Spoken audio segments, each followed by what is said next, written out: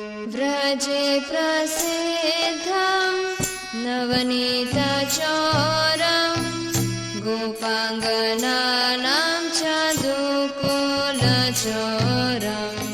व्रजे प्रसिद्धं नवनीतचोरं गोपाङ्गनानां चोरं। सनातन धर्म में हर 32 महीनों के बाद एक बार एक अतिरिक्त माह का प्राकट्य होता है। संपूर्ण भारत के श्रद्धालु भक्तगण इस माह में पूजा पाठ, भगवत भक्ति, जप, व्रत, उपवास, दान, धर्म आदि धार्मिक कार्यों में संलग्न रहते हैं। शास्त्र बताते हैं कि इस माह में किए गए धार्मिक कार्यों का अन्य महीनों की अपेक्षा 16 लाख अधिक फलदायी है। अगर ये माह इतना पवित्र है तो आखिर 2 साल 8 महीनों के बाद ही क्यों आता है? तो चलिए इस अधिक मास को अधिक गहराई से जानने का प्रयास करते हैं। भारतीय कैलेंडर सूर्य मास और चंद्र मास की गणना के अनुसार चलता है। भारतीय गणना पद्धति के अनुसार प्रत्येक सूर्य वर्ष 365 दिन और करीब 6 घंटे का होता है और चंद्र वर्ष 354 दिनों का माना जाता है। दोनों के बीच एक वर्ष में करीब 11 दिनों का अंतर आता है, जो लगभग 2 वर्ष 8 महीनों के बाद लगभग 1 महीने के बराबर हो जाता है। यह अतिरिक्त होने के कारण ही अधिक मास कहलाता है। इसी अधिक मास को मल मास और पुरुषोत्तम मास क्यों कहते हैं, चलो इसकी कहानी भी सुन लेते हैं।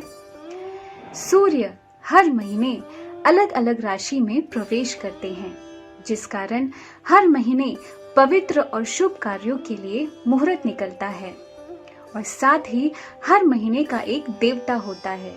परंतु अधिक मास में सूर्य किसी भी राशि में प्रवेश नहीं कर पाता, जिस कारण उस महीने में कोई भी पवित्र और शुभ कार्यों के लिए मुहूर्त नहीं निकलता। इसी वजह से कोई भी देवता इस माह को स्वीकार करने से इनकार कर देता है। कोई भी शुभ कार्य न होने की वजह से इस माह की देवी को मल मास के नाम से तिरस्कार किया जाता है। अपने तिरस्कार से उदास होकर इस माह की देवी वैकुंठ पहुंचती है। वैकुंठ में भगवान श्री विष्णु इस देवी से पूछते हैं कि तुम मेरे धाम वैकुंठ में, यानी जहाँ कोई कुंठ नहीं, जहाँ कोई निराश नहीं हो सकता, ऐसे स्थान पे तुम इतनी वेदना में क्यों हो? उस समय ये देवी अपनी व्यथा सुनाती है। तुरंत ही भगवान श्री विष्णु इस देवी को गोलोक में भगवान श्री कृष्ण के समक्ष प्रस्तुत करते हुए इनकी व्यथा सुनाते हैं। भक्त वत्सल भावग्राही भगवान श्री कृष्ण अपने शरण में आए हुए इस देवी को आश्रय देते हुए कहते हैं कि मैं तुम्हें स्वीकार करता हूँ। आज से मैं तुम्हारा स्वामी हूँ। मेरे सारे गुण, ऐश्वर्य और वरदान देने की शक्ति मैं तुम्हें प्रदान करता हूँ। और इतना ही नहीं, मैं स्वयं अपना नाम तुम्हें दे रहा हूँ। आज से तुम पुरुषोत्तम माह के नाम से जानी जाओगी।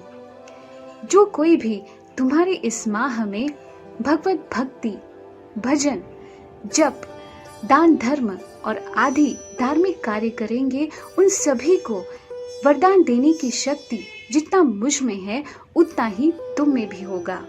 तुम इन सभी को मेरी भक्ति करने के लिए शक्ति प्रदान करोगी। भगवान श्री कृष्ण के इस वरदान से मल मास मालामाल हो जाती है।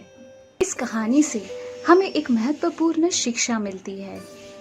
हमारी सारी अयोग्यताओं के बावजूद भी भगवान श्री कृष्ण हमें स्वीकार करते हैं।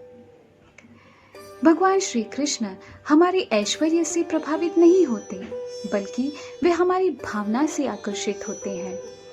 महान आचार्य रूप गोस्वामी बताते हैं कि मृगारी, रत्नाकर जैसे शिकारियों का क्या आचरण था, जिस वजह से भगवान ने उन्हें स्वीकार किया। ध्रुव, प्रहलाद की क्या आयु थी, जब भगवान ने उन्हें दर्शन दिए। गजेंद्र नामक हाथी के पास ऐसा क्या ज्ञान था जिसके बुलाते ही भगवान दौड़े चले आए, और साथ ही सुदामा के पास ऐसा क्या धन था जो भगवान ने अपना सब कुछ न्यौछावर कर दिया, और साथ ही कुब्जा के पास ऐसा क्या रूप था जो भगवान ने उसे स्वीकार कर लिया। सारी अयोग्यताएं एक तरफ और उनकी शरणागति और प्रेम को भगवान ने स्वीकारा। भगवान हमारी योग्यताओं से आकर्षित नहीं होते, बल्कि वे हमारी शरणागति और भक्ति को देखकर हमें योग्य बनाते हैं। तो चलिए इसी शरणागति और भक्ति को करने के लिए एक दिव्य अवसर हमें मिलने वाला है, क्योंकि आज से पुरुषोत्तम माह की शुरुआत हो रही है। तो इस माह को हम यूं ही क्यों जाने दें।